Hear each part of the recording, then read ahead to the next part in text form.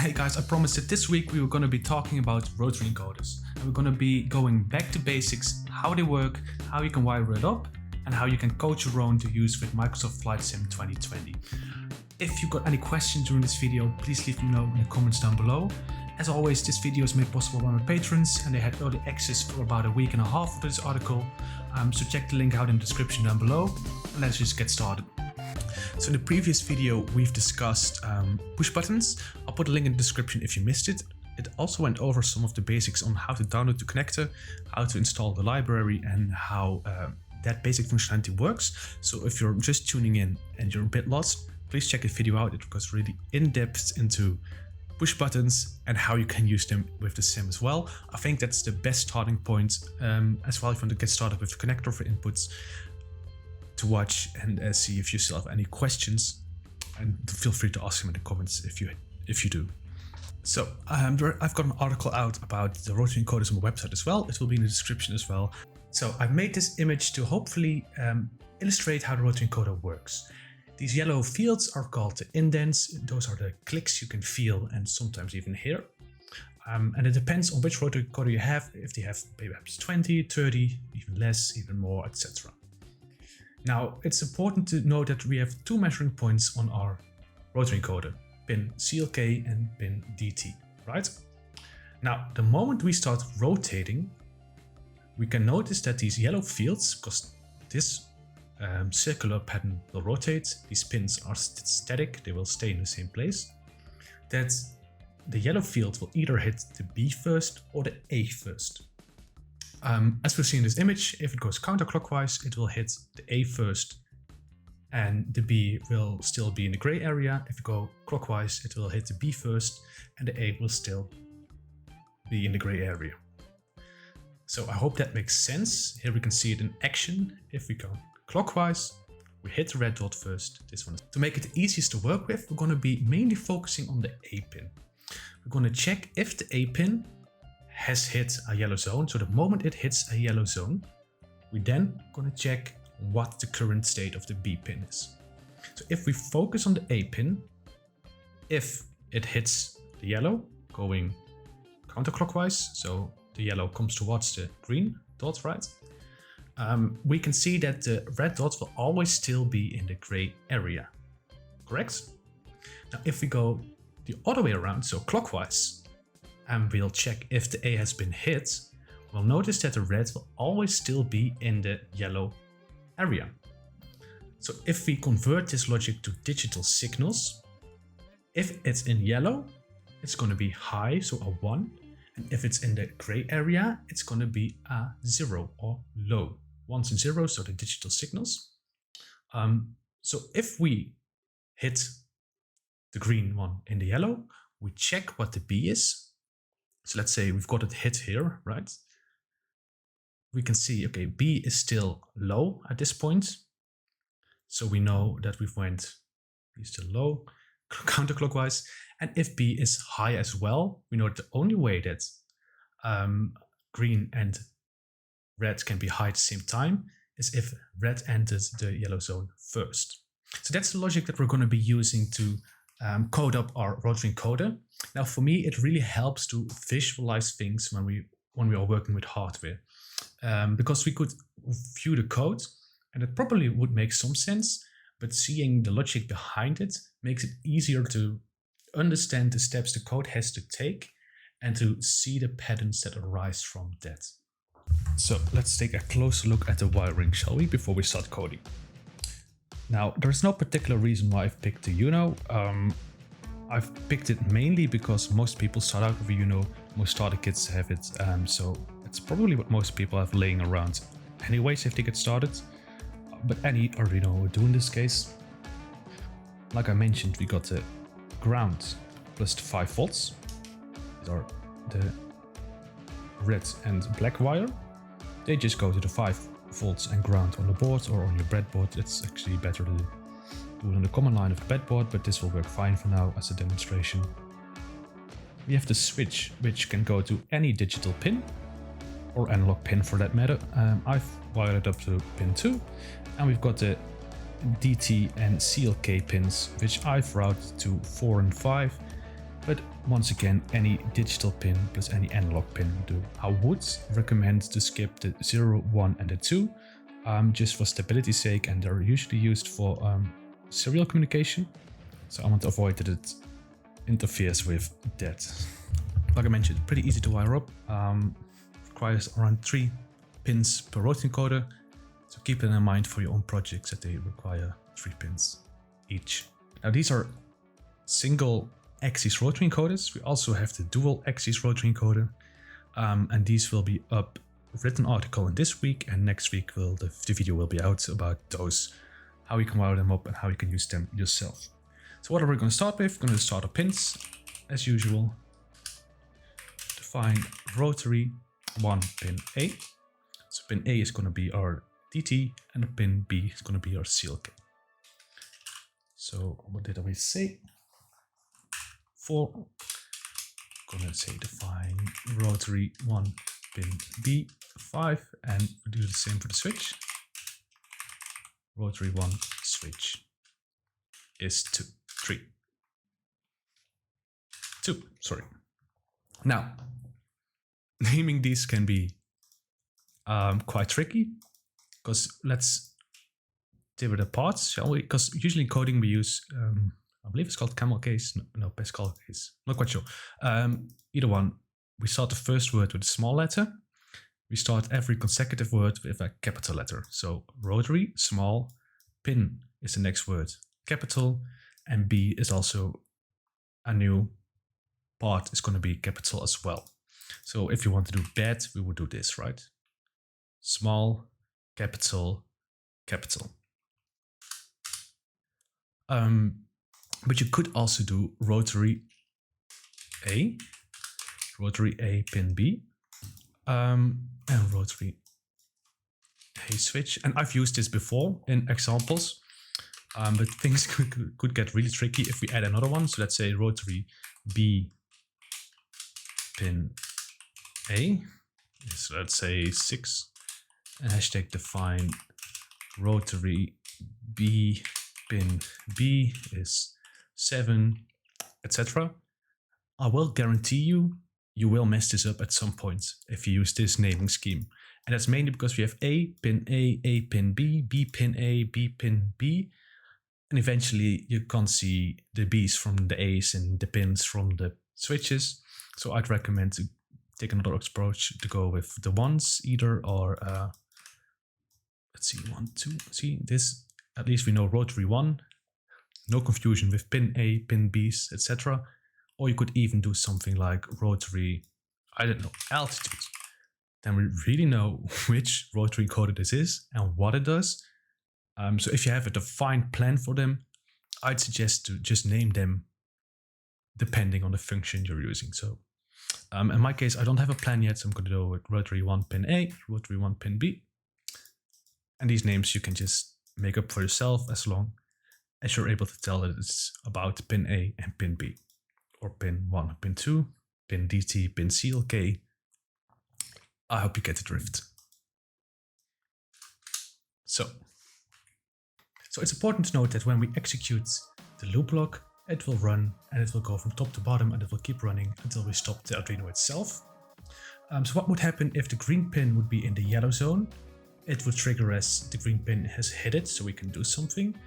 But in the next run, it may be still in the yellow one without being out of the yellow one, and it will trigger a new reading. So it's very important to only check that if the A pin has entered the yellow one from the low state, we do something.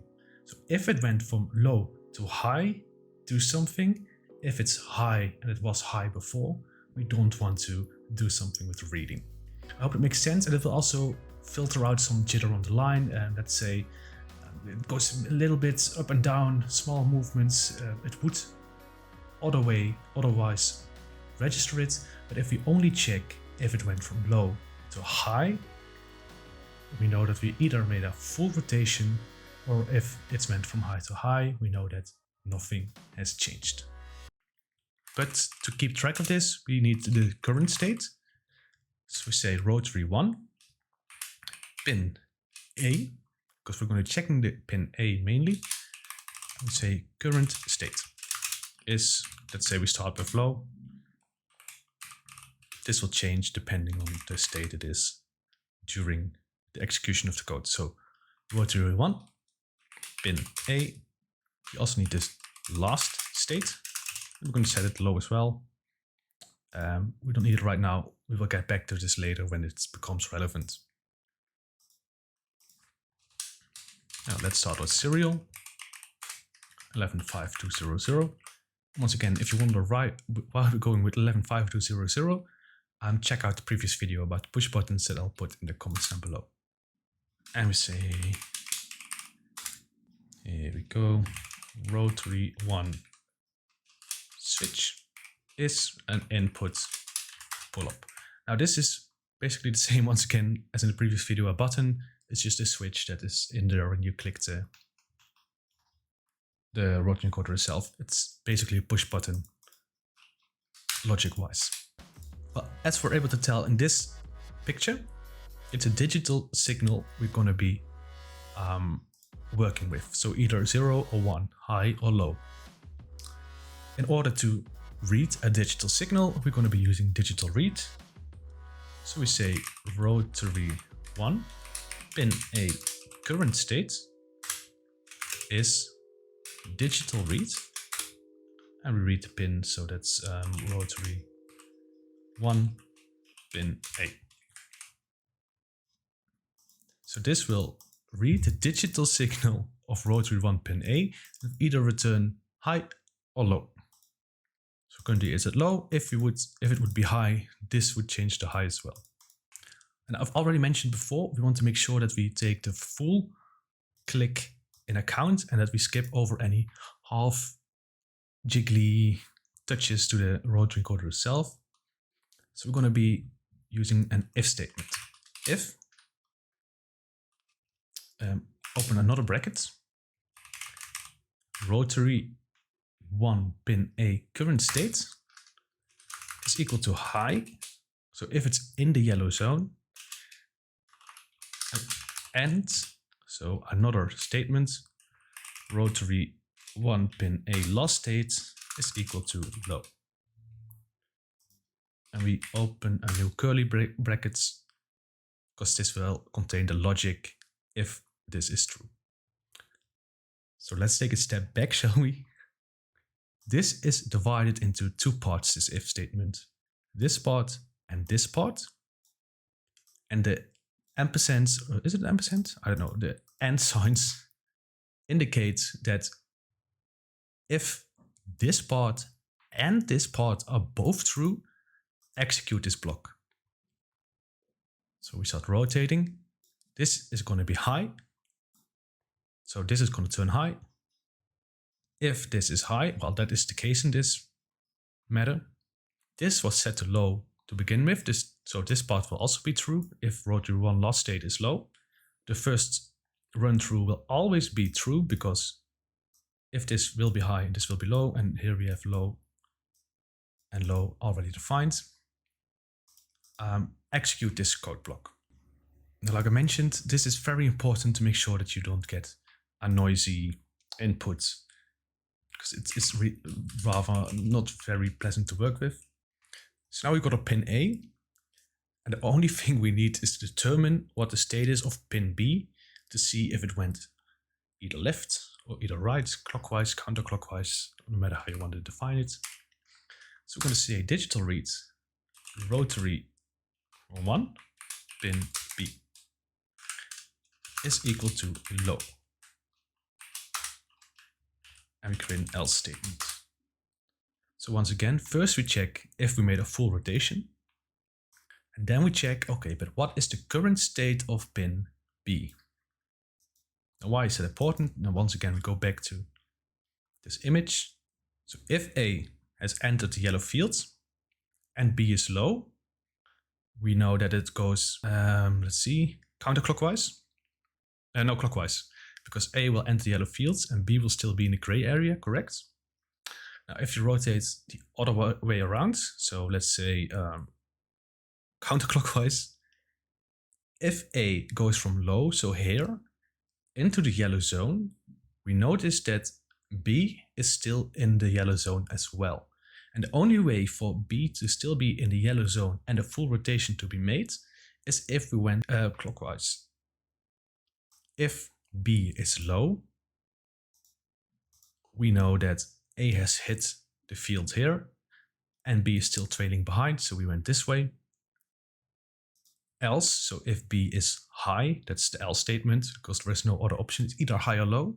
So if it's not low, it's going to be something else, and in this case, that's going to be high. Is that we say rotary 1 pin A last state is rotary 1 pin A current state. So it's very important that we include this last line where we say rotary 1 pin A last state is equal to rotary 1 pin A current state. Now why is it? Earlier in the video I've already mentioned that we want to check if it went from low to high, right? So if it went from low to high, we count it as a full click. If it went from high to high, we know that it's still in the same field and we don't want to do anything with it. Now, in order to achieve this, it's important that, let's grab the code.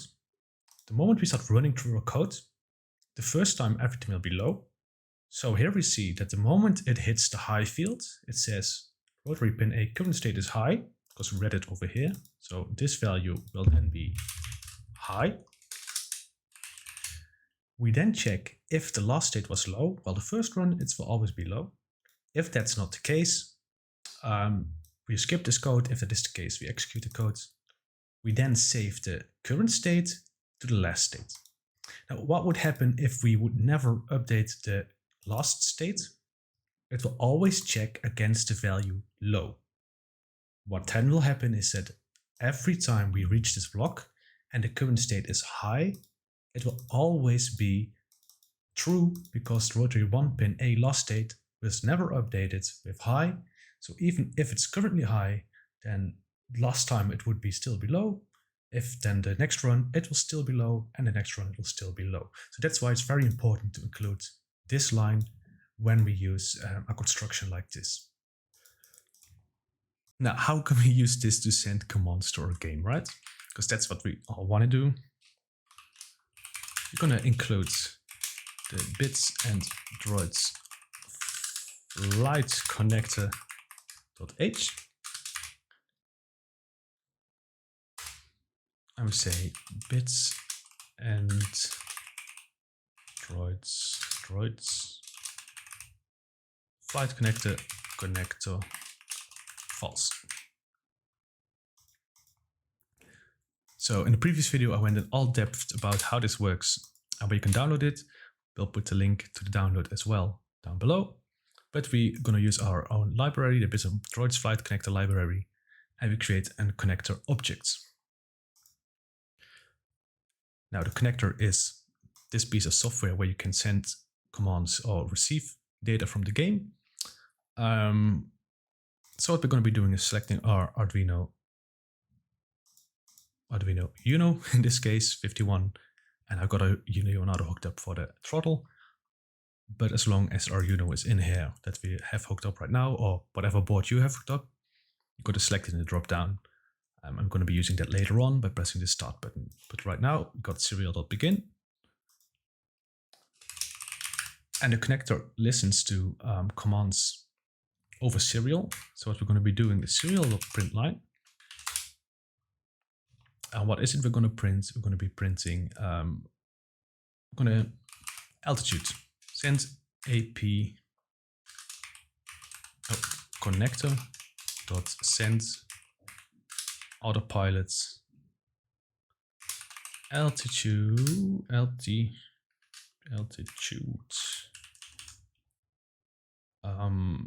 decrease. And here we're going to say serial.println connector send AP altitude increase. So what this will do, if we go either way, send this command. If we go the other way, send this command. So we've just selected a value from the connector documentation. here we go.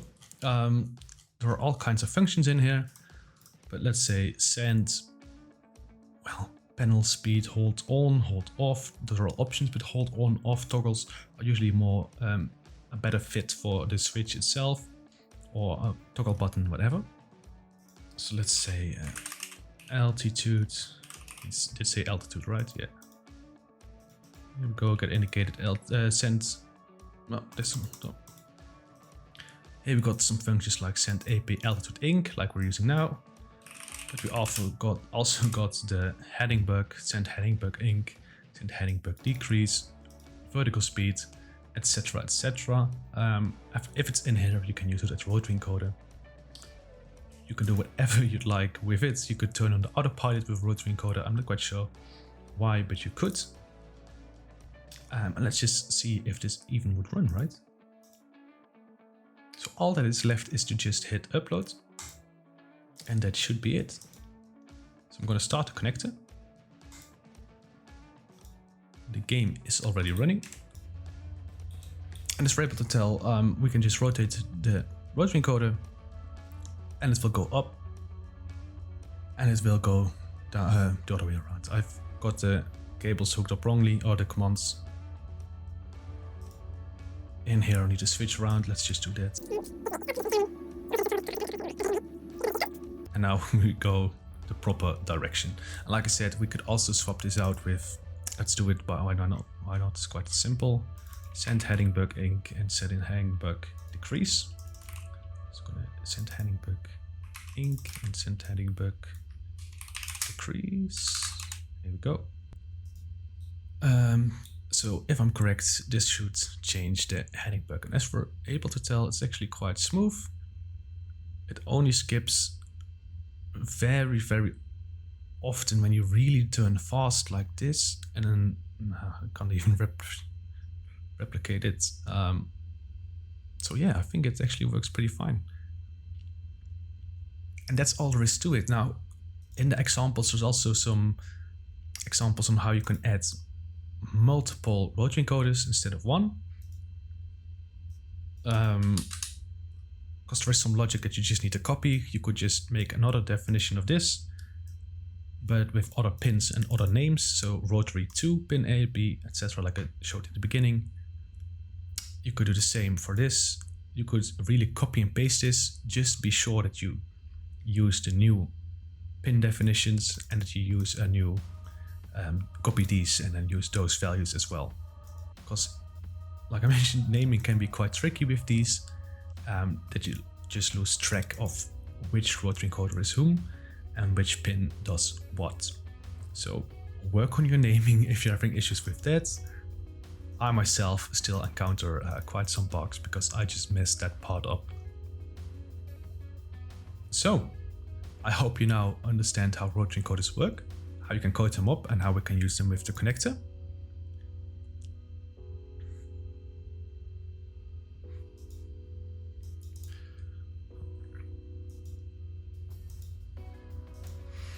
Now it's totally up to you what kind of commands you send.